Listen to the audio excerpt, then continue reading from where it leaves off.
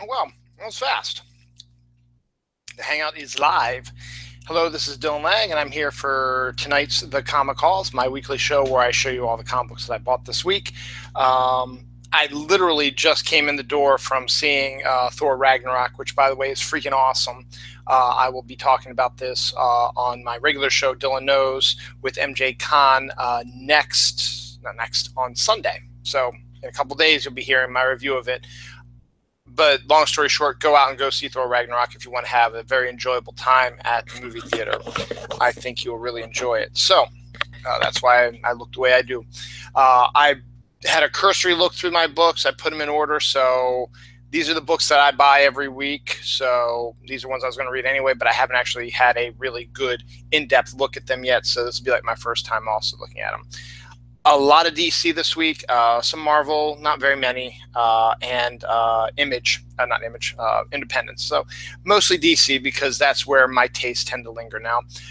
My new store, which just opened on November 1st, is now its second week in its new location. They're starting to get a lot more done. They've got the trade paperback shelves up, and they've got all kinds of cool stuff. So it was fun. I had a chance to look around there a little bit. They are going to have giant big screen TVs in their store, so they'll be able to show movies and TV and stuff like that. So that'd be really cool. Anyway, I'm here to talk about that. If you want to hear my Thor Ragnarok review, as I said, check out Dylan Knows on Sunday at 12:30 with MJ Khan. We will be discussing Thor Ragnarok. But for now, this is what we're talking about this week. This is the comic haul for this week, the week of November 8th. So these are all books that are brand new, except for one book in here is old, but I'll explain why I have it in here. But the rest of these are all new. They all came out this week. They'll probably all be at your local comic book store, so go to your local comic book store this weekend. A lot of places are doing Veterans Day sales. If you are a veteran, they're probably going to do something for you guys and gals. Even if you're not, they might be having a special deal. My store isn't having a deal, but that's okay. They have plenty of other deals coming up. They're prepping for their huge Thanksgiving one. They have a huge Thanksgiving deal that goes 4 days. So they're probably going to be waiting for that and just getting into their new place. But it doesn't matter right now. First up, and plus I'll be doing this is something new I started a couple weeks ago. I'll be doing the best cover of the week of the stuff that I bought. So I have a couple contenders. But for now, the first book we have is Batman Lost. The one-shot continuing the Metal storyline. This one is done by a whole host of characters. Scott Snyder, James Tynion IV, and Joshua Williamson are the writers. Doug Mahnke, Yannick Paquette, and Jorge Jimenez are the pencilers. Jaime Mendoza, Yannick Paquette, and Jorge Jimenez are the inkers. So it's just, if you've been following Metal, you know what's going on with Batman at this point. He is being held by the dark Batman, and this is basically all of his nightmares that he is thinking of while he's being held in captivity. So a lot of different art styles, probably different, since there's 3 different art styles, they probably have different writers for each storyline, but they're all connected in one thread. So it looks like Yannick Paquette did that. So interesting stuff. So we'll see what's going on with that. So if continuing them, as I said, the Metal storyline will not end until Valentine's Day. So you have until February to get this whole storyline. So this is just another rung in the ladder of the storyline. So is this. They are doing some mini crossovers with some of the regular books. This one, Hal Jordan, the Green Lantern Corps, number 32, starts or continues the storyline that was in Justice League and The Flash. And it's going to end, where's it ending? Ends in the Justice League number 33. And then you'll come back to the regular Hal Jordan, the Green Lantern storyline. So this one is written by Robert Venditti with art by Ethan Van Sciver and Liam Sharp. So you get both Ethan Van Sciver and Liam Sharp doing their artwork. It looks like Green Lantern's taking on the dark Batman Green Lantern. And artwork, as always, looks really nice. I mean, you can tell Ethan Van Sciver's artwork is very easy to tell what it is, and Liam Sharp's is usually easy to tell, but this one, it's hard to tell, though, because they do a good job of that. So interesting stuff going on here. So we will see what is going on with that. Again, the metal storyline is going through Valentine's Day, so you got a couple more months to go.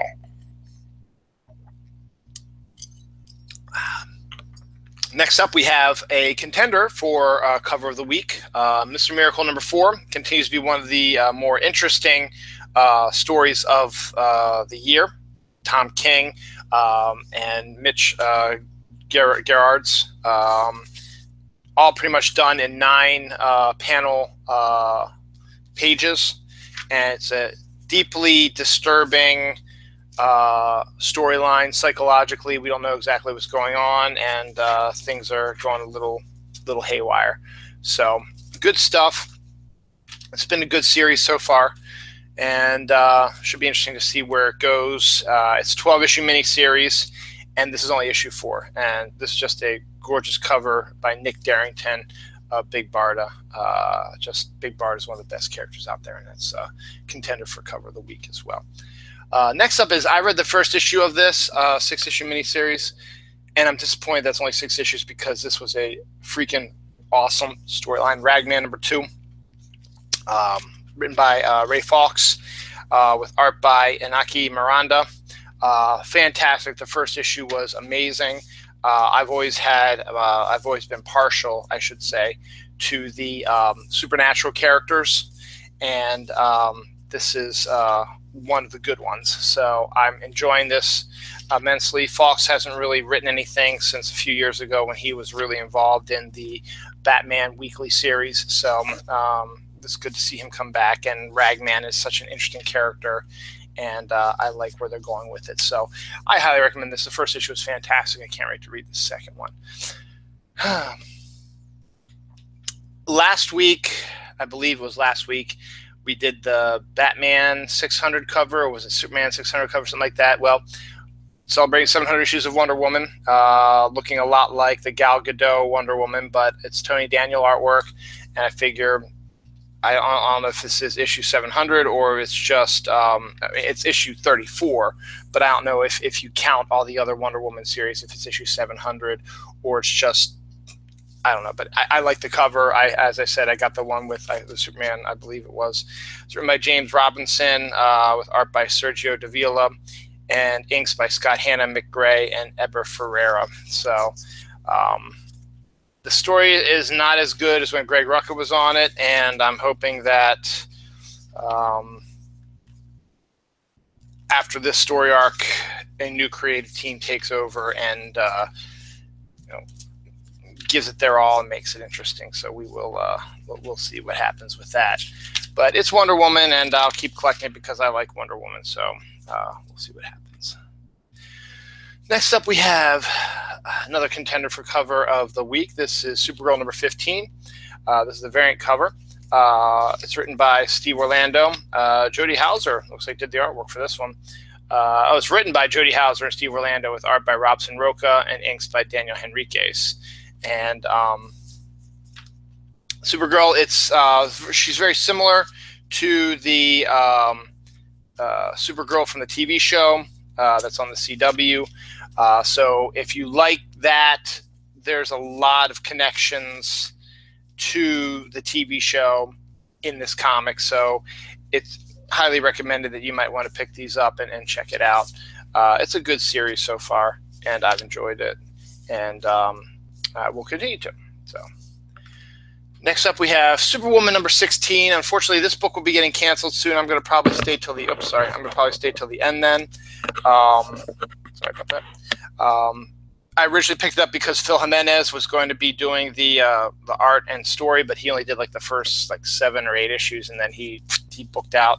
Not that Kay Perkins isn't doing a bad job, but it's not Phil Jimenez. And who's doing the art on this one? Kay Perkins, Steven Segovia, and Art Thibbert. Art Thibbert's a fantastic inker, and Steven Segovia is one of those artists that you can always count on to do a really good job. So I will stick with this. I only think there's a few more issues left. I think this might even be the final story arc, and then they're canceling the series. So I'll probably stick with it to the end, and hopefully it'll be worth it. But Phil Jimenez stuff was really good as well, and it's a different thing. So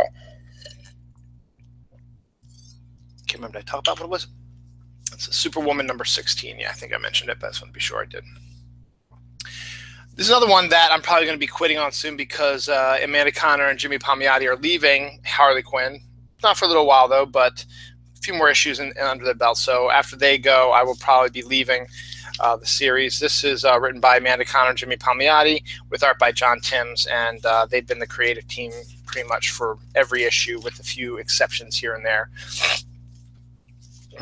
So, as I said, I'll probably stick with this through their run, but as soon as the new writer comes on, I might get the first issue of the new run. We'll see if it interests me, if the artwork looks good.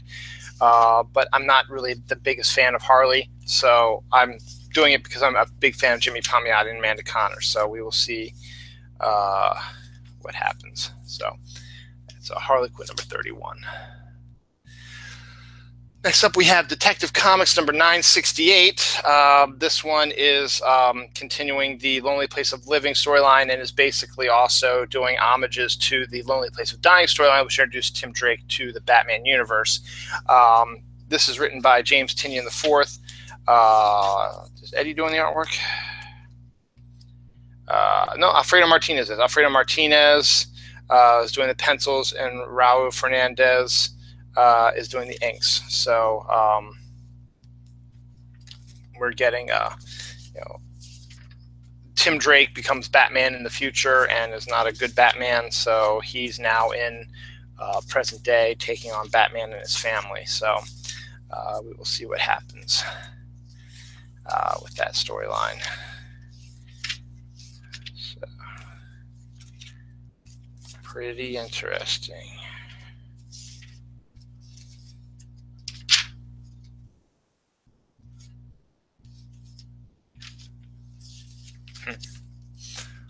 All right.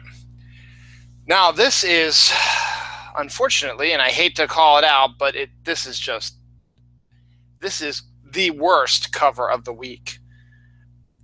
I don't even know who did it. It is awful. It's Action Comics number 991. It is just words. I cannot express how terrible this cover is. Continuing the Oz Effect storyline, which is introducing, Mr. Oz, who's been a presence in the Rebirth since the beginning. We find out that it's Jor-El, which in of itself is terrible. Did they even say who Nick Bradshaw and Brad Anderson? This is Nick Bradshaw. I expected better of you, Nick Bradshaw. This looks awful. The story is written by Dan Jurgens. Art is by Victor Bogdanovic, and inks by Bogdanovic, Trevor Scott, and Scott Hanna. Continuing this storyline where Superman is taking on his father, which is terrible. Bad storyline. Sorry, Dan. I love you, man, but this is just an awful story, and I am not a big fan of it. But because it is a major part of the upcoming Watchmen storyline, I would probably, that's why I'm going to keep reading it. So this is the conclusion of the Oz Effect. So we'll see what happens after that. If that's Nick Bradshaw. Nick Bradshaw is better than that, and that's just a terrible cover. If you can find the variant, do the variant. I think the variant is just Justice League. I think it's just Batman and Wonder Woman. So that's why I didn't pick it up, because I think they're doing like Justice League covers, because the Justice League movie comes out next week. So they're doing stuff like that. Next up, we have Flash number 34. The main reason why I started doing the cover contest was when Flash 32 came out. It was an amazing cover, and I had to talk about it and say, hey, it might be a good idea to do. It's written by Joshua Williamson and Michael Morisi with art by Pop Mahan. Continuing this storyline. From what I heard, Joshua Williamson is going to be leaving the series soon.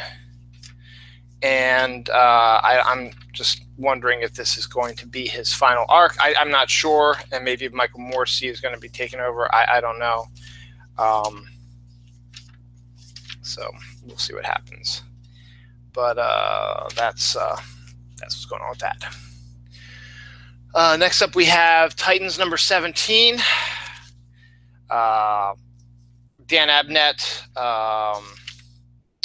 Minku Jung, and Mick Gray are the creative team on this. I think continuing the Donna Troy storyline, and maybe kind of solving the Donna Troy story that's been plaguing DC for the longest time. So we'll see. But the Titans has been pretty good, and will continue to be, I think, in the near future. Next up, we have Red Hood and the Outlaws, which is a much better book than I thought it would be. This is issue number 16, came out this week. Scott Lobdell, Dexter Soy. Dexter Soy has been pretty much drawing every episode or every issue of the series, and it's been looking gorgeous. So, Harley Quinn makes an appearance in this, it looks like, but it is a great series. I actually thoroughly enjoy it. And it's good to see Harley Quinn in a role of psychoanalyst, because that's actually what she does. And so good on you, Scott Lobdell. And we shall see where this story goes. But I am liking it a lot so far. So we'll continue on that. Finally, the last regular DC comics. I got one more after this. It's not typical DC, but this is Justice League of America number 18. Starts a new storyline with Prometheus. Steve Orlando, writer. Ooh, that's a nice. I'll have to show those. Let's cover off that artwork off real nice. Steve Orlando, writer. Hugo Petrus, artist. It's actually, the artwork looks really good. I love that Black Widow. Yummy.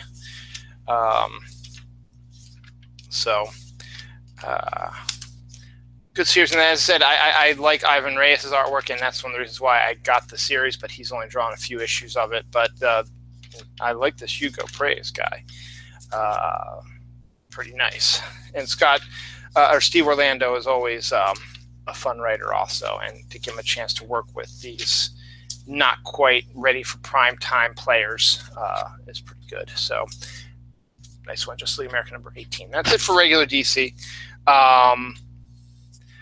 We also have continuing the Scooby Apocalypse storyline.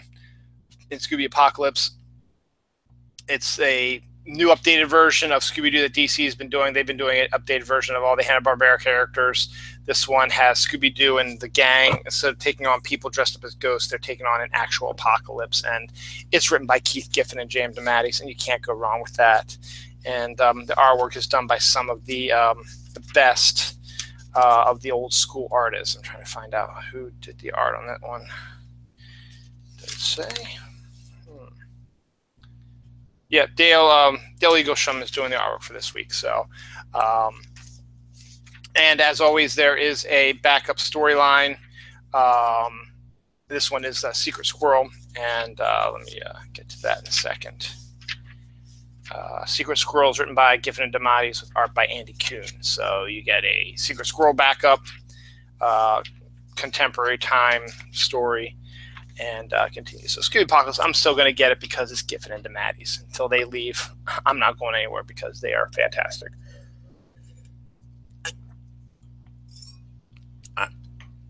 That's it for DC.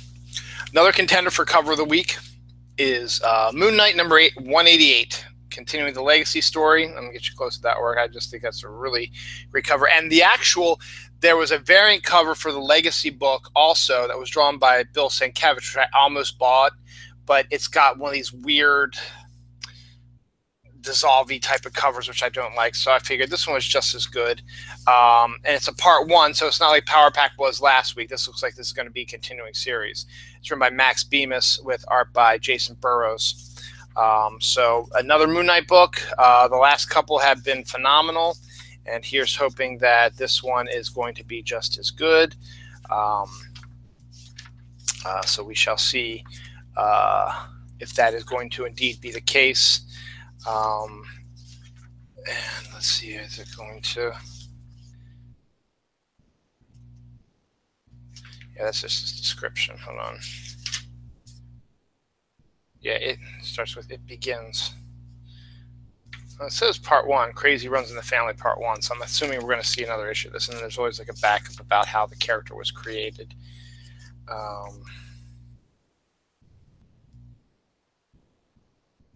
So I don't know. Yeah, I think it is. Yeah, it is going to be, because here's the cover to the next week's issue, so or next issue. So I like that. So Moon Knight number 188 now. Whatever, Legacy, but it's a new Moon Knight, and pick it up. I got to set up a story for this one. This is the last Marvel I got. So I wasn't going to pick this up until my wife and daughter. Well, my daughter first and foremost. She went absolutely crazy when we went to the library a couple weeks ago for the Unbeatable Squirrel Girl from Marvel, and she got a bunch of trades, and she read them, and Dawn read them too. So I said, you know what? This is a new issue of the Squirrel Girl. It's like a start over issue, and it's just a collection of different stories from a bunch of Squirrel Girl's friends. So we have a story featuring the Unbeatable Squirrel Girl, Howard the Duck, Brain Drain, Loki, Spider-Man and Kraven the Hunter, Wolverine, Juggernaut, Tippy Toe the Squirrel, Galactus, Spidey. So it's a collection of stories by different artists and writers that are all connected.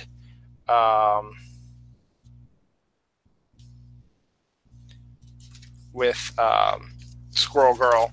So I figured this would be as good of a place to start with the series. And hey, it's Loki, since Loki was just in Thor Ragnarok, which I just saw. And I figured this would be a special issue that they could, fall in love with and like, and might not necessarily be all Unbeatable Squirrel Girl. It might just be a collection of different things. But that might lead to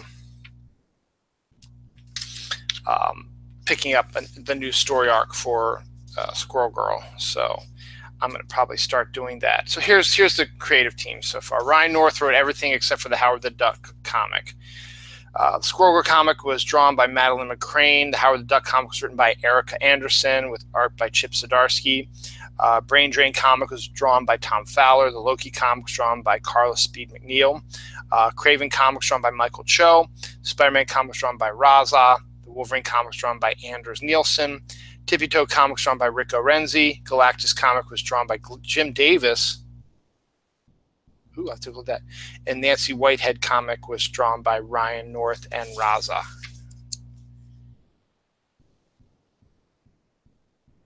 Yeah, this looks like the Garfield Jim Davis. So, hey, nice. So I figured it's not exactly Squirrel Girl, but I figured I'd pick it up for them, and maybe we can start collecting for them because I know they like the series. So I got that for them. All right, so that's it for Marvel. As I said, I'm not really collecting a lot of Marvel now because I'm not a big fan of their legacy stories that they're doing.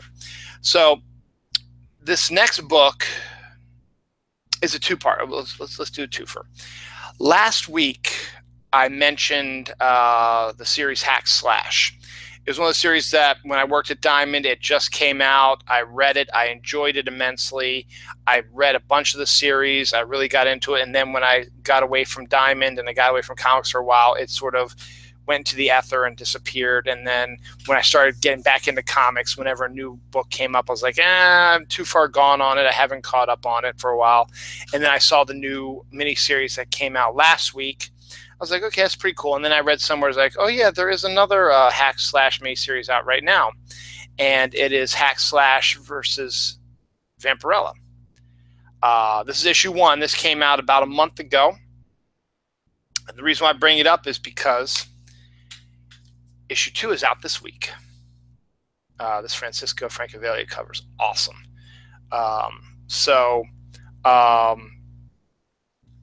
That's why this is an old one, so I was able to get this at my comic store because they keep up like about 3 months worth of comics before they put it into the back issues.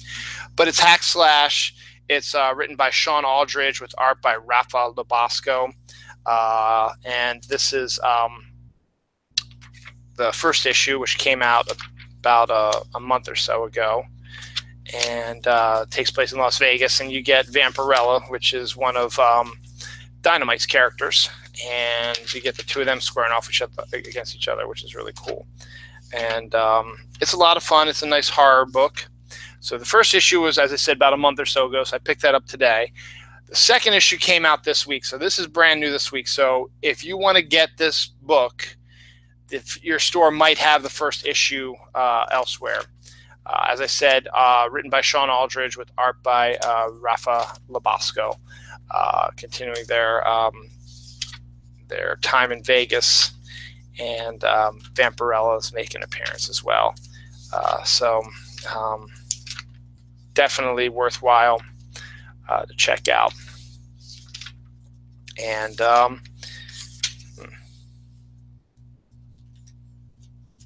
yummy. And as I said, great Francisco Francavilla cover right here. So, is there Battlestar Galactica? New Battlestar Galactica book? Yeah, Battlestar Galactica versus Battlestar Galactica.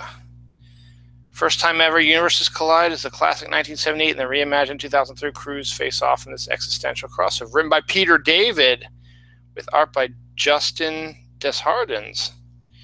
Ooh, might have to pick this one up. So fans of Battlestar Galactica, hey, check this out.